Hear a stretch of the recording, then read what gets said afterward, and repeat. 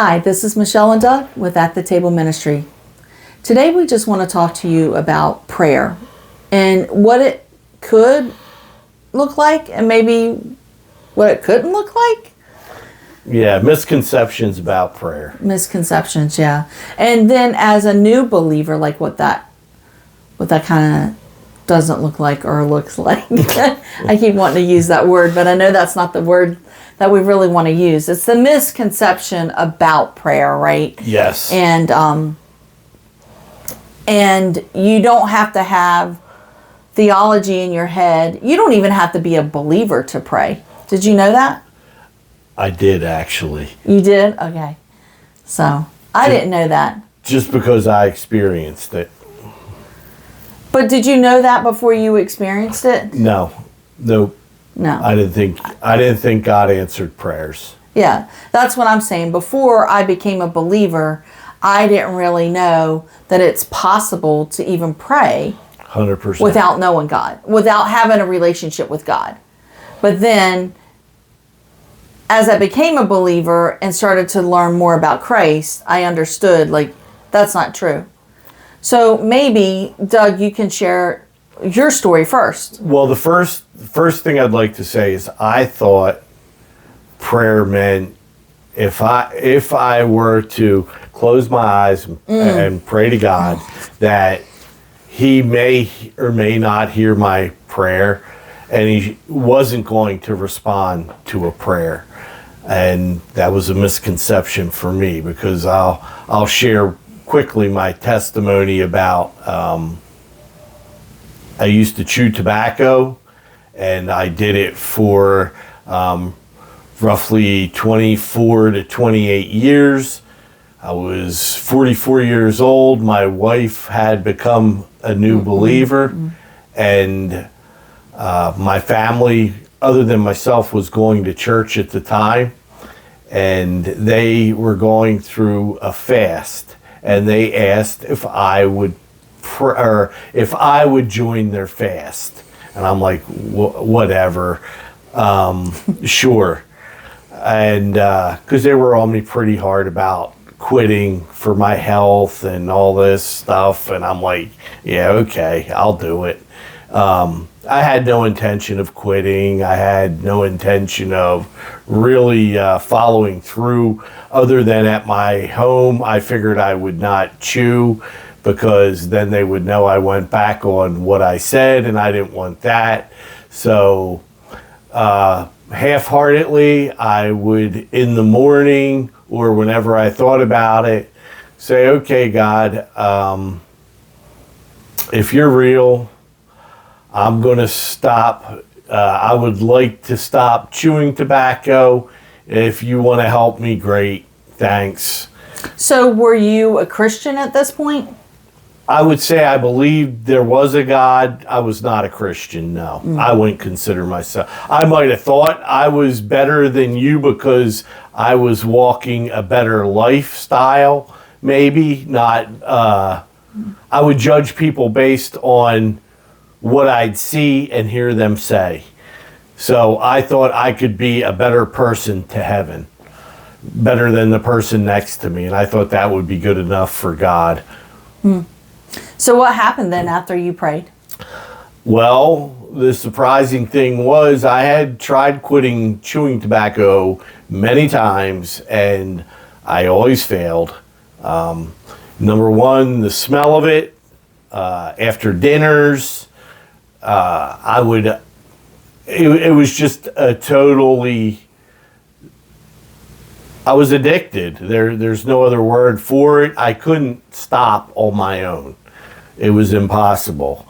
Yet I prayed once a day, if that, and God answered that prayer and took the taste, the desire, even the smell. Like, it wouldn't trigger me. That was smell. I don't know if you've smoked or chewed tobacco, like the smell of a cigarette or chewing tobacco would trigger the reaction, the desire to want to do it.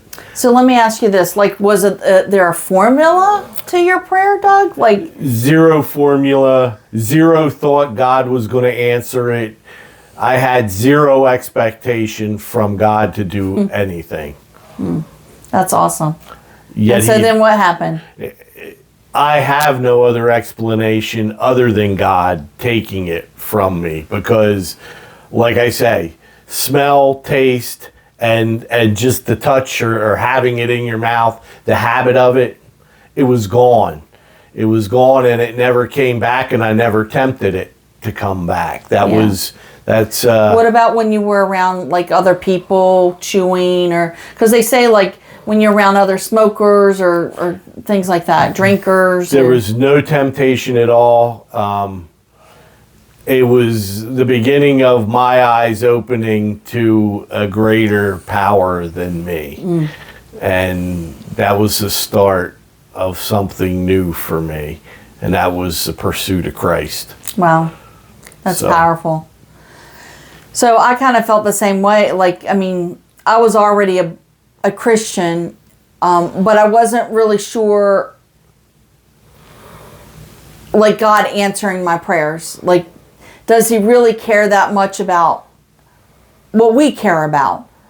And so my testimony then with that on another thing was Doug and I hated each other. We wanted to be divorced at this time.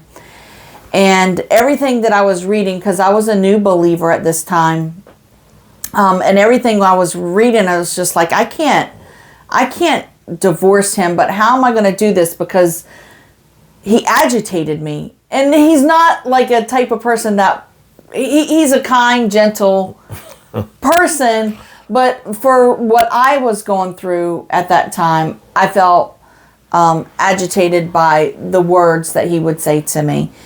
So I just remember we were on vacation and we were in Florida, and I had all my little books with me.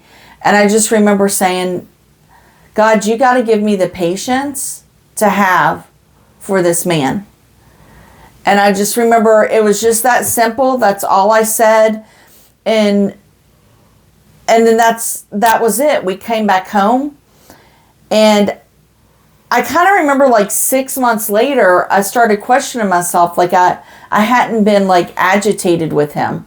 I wasn't upset with him about things, and the reason I should say that I was upset with him mostly is because he wasn't a believer. And through the storm that we were going through in that moment, he thought it was a cop-out for me to be walking in this place with Jesus. And it wasn't.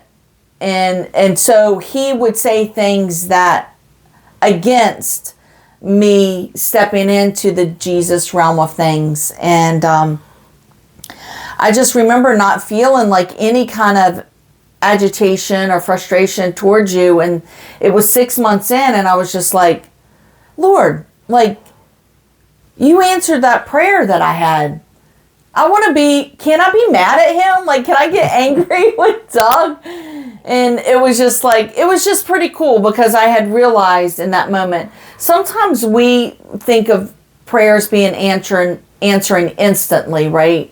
Yeah. Like for you, it was instantly. For me, I didn't realize it was instantly, but it was over a time where I realized that the prayer had already been answered. And so he does answer our prayers, and he cares about everything that we care about. Even if we don't care about it, because that's how it was for you. You were like half-heartedly praying, and it didn't really mean anything to you in that moment, but it changed something in you in that moment. The other important thing I think I'd like to share is that God wants to change you. Yeah. He doesn't. Your prayer, if you want to try praying for someone else, the greater prayer is praying for something for you, for him to answer for you. Because he wants that relationship with each one of us. So I would encourage you in the direction of prayers for yourself. Yeah. Yep. So if there's anything you're struggling with, give it a try. All right. That's what we have for now. Love you all. Peace and blessings. Have Bye. a great day. Bye bye.